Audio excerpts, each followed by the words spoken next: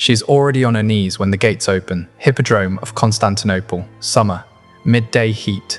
The sky is empty and hard, no clouds, no shade. Stone seats rise all around her like a wall of faces. 50,000 people are packed into those seats. Some are standing, some are leaning forward. All of them are looking at one point. Her, Helena, 23 years old, born into a noble blue family, now kneeling alone in the center of the arena. Her wrists are bound in front of her with iron. Her ankles are shackled so tight she cannot stand, cannot turn. If you're drawn to real history where innocence is destroyed in silence, comment where you're watching from and stay with me. The chain forces her into one posture, low, exposed, on display. She can feel the sand burning through the skin on her knees and palms. She has been here long enough that the pain no longer feels sharp. It feels distant, like it belongs to someone else. The noise around her never stops. People shout to each other, laugh, argue. They're not talking about races. There are no chariots on the track. They're talking about her, guessing what will happen, betting on how long she will last, trading rumors about what she did to deserve this. Helena does not know what they have been told. She was not given charges. She was not given a sentence. All she was told was to kneel and not move. Then the sound changes. Behind her, metal scrapes against stone. A heavy gate slides open. Voices shout in commands she cannot make out. There is the clatter of hooves on solid ground, then the dull thud of those hooves hitting sand. The crowd reacts instantly. The noise rises like a wave, rough, excited, hungry. Helena twists as far as the chain allows. She cannot turn fully. She can only see out of the corner of her eye, dust, movement, something large and dark. Then she hears it breathe. Low, rough, close. A bull. They have brought a bull into the arena, and they are driving it toward her. This is not a random cruelty. This is not a simple execution. This is a staged moment, a message. And this is still not the worst part.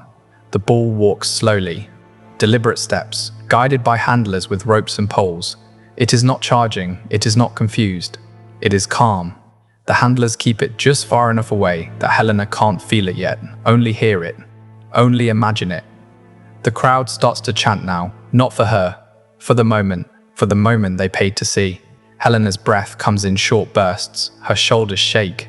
Her hands are trembling against the chains. She tries to think of anyone she knows in the stands. Family, friends, people who shared meals with her. Are they watching? Do they look away? Or are they leaning forward like everyone else? The bull steps closer. She can hear the sound of its breathing more clearly now. The weight of it. The power in each exhale. Someone in the stands shouts her name. Not kindly. Helena drops her head. She does not know, yet, that this moment is not about killing her body. It is about killing something else.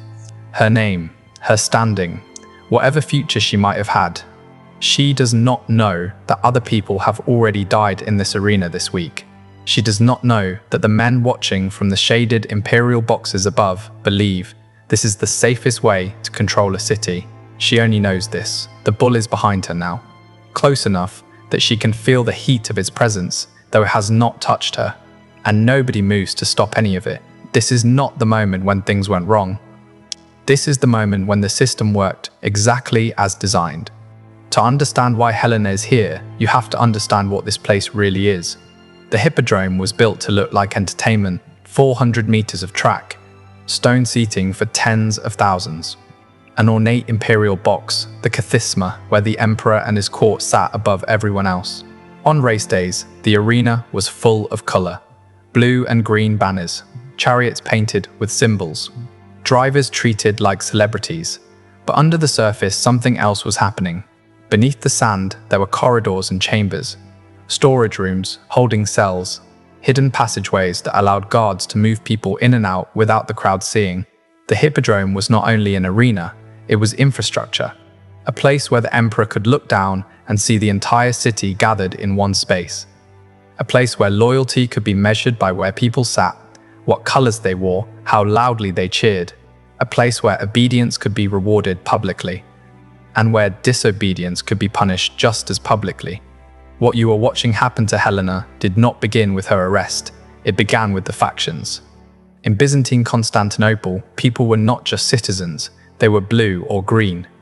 Originally, these were the teams that raced chariots. Over time, they became something much more. They turned into political parties, street gangs, religious pressure groups, private security forces. If you were born into a blue family, you were expected to live and die blue. If you were green, the same. They had their own leaders, their own meeting halls, their own ways of enforcing discipline. They could organize quickly, they could fight in the streets, they could turn a crowd into a weapon. The Hippodrome was where this loyalty became visible. Blue sat on one side, green sat on the other. You wore your colors, you cheered for your team. You joined in the chants. If you stayed silent, people noticed. If you cheered at the wrong time, people noticed. And when the emperor looked down from his box, he saw more than chariots. He saw a map of his city's loyalties. He saw who might support him, who might resist, who might be persuaded or punished. The factions gave emperors a powerful tool: promise favor to one side, threaten the other, play them against each other so they never unite. Most of the time, this balance held. But when it broke, the Hippodrome became something else entirely. It broke in the year 532. Taxes had risen, religious conflicts had sharpened, resentment simmered in every district. The blues and greens were both angry, not with each other, with Justinian, the emperor. For once, they shouted the same word: Nika. Victory, not victory on the track. Victory over the man in the purple robes. On January 18th, the Hippodrome was packed. Chariots were ready, drivers stood by, none of it mattered. The crowd turned away from the starting gates and toward the imperial box. Tens of thousands of voices merged into one chant: Nika, Nika, Nika. They demanded that Justinian dismiss corrupt officials, lower taxes. He did hear them, he just did not answer the way they expected. At first, officials were sent to negotiate. They were shouted down, forced to retreat. Then Justinian made a choice. He ordered the gates sealed, every exit, every passageway that led out of the arena, locked. People only realized slowly. At first, the chanting faltered. Then it stopped. Confusion spread. Some tried to leave and found the way barred. Panic spread through the stands. They were trapped, not at a race, in a container, with an emperor who had decided to solve his problem in the most direct way possible. Whatever you imagine happened next, the reality was worse. Justinian summoned his best general, Belisarius, a man who would later be famous for campaigns against foreign enemies. That day, his army's target was inside the capital, inside the Hippodrome. He entered through a passage beneath the arena with 3,000 soldiers. Heavy infantry, shields, short swords, spears. No archers, no long-distance weapons. What was about to happen would be up close. The soldiers formed a line across the arena floor. Then they began to move up into the stands. The people trapped inside had no weapons, no armor, no training. Most had come expecting races, a day out. Noise and spectacle, but not this kind. As soldiers advanced, some tried to fight with bare hands. Some tried to climb the walls. Some tried to break through the locked gates. They failed. Row by row, section by section, the soldiers moved with methodical focus. They were not there to scare. They were not there to injure. They were there to kill. By nightfall, somewhere between 25 and 35,000 people were dead. No graveyard could hold that number. The Hippodrome itself became a mass grave. The message was simple: do not unite against the emperor, ever. The survivors carried that memory home. They told their families, they told their children. But while soldiers were killing the crowd, something else was happening in the stands. Officials were moving through the chaos with lists. They were looking for specific people, leaders, spokesmen, wealthy backers of opposition, and the families connected to them. Some of these people were pulled aside, not killed, not yet. They were kept for something more precise, more personal, more visible. The massacre was only one part of what the Hippodrome was built to do. After the mass killing, the arena was quiet for a few days. Then it reopened. Races were not on the schedule. A different kind of performance was planned. 73 women had been taken alive from the stands during the chaos. Wives and daughters of men who had spoken too loudly or stood in the wrong place at the wrong time. They had been kept beneath the arena.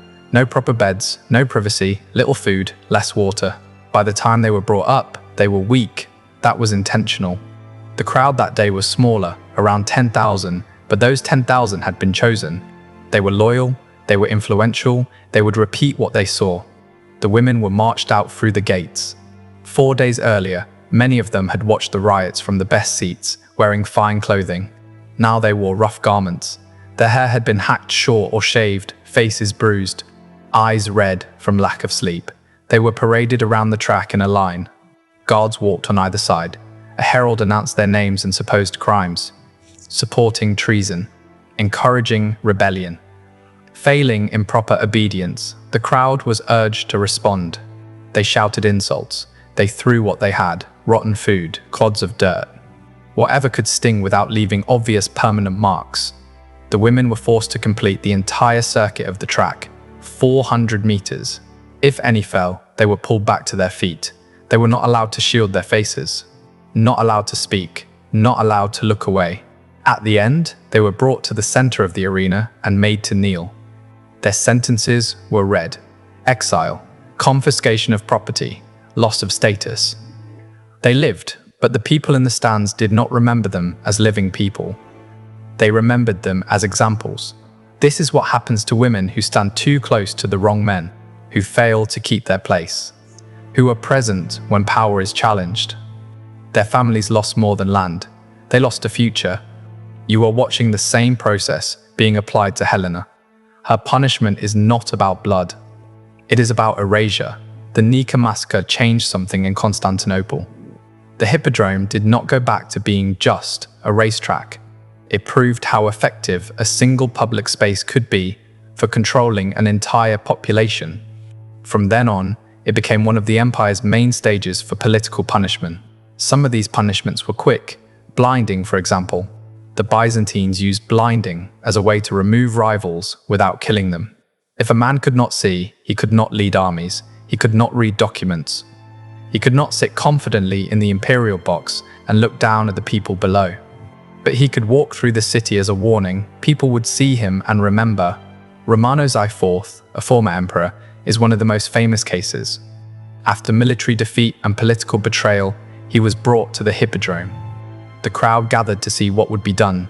His crimes were read aloud, not just failure, danger, endangering the empire itself.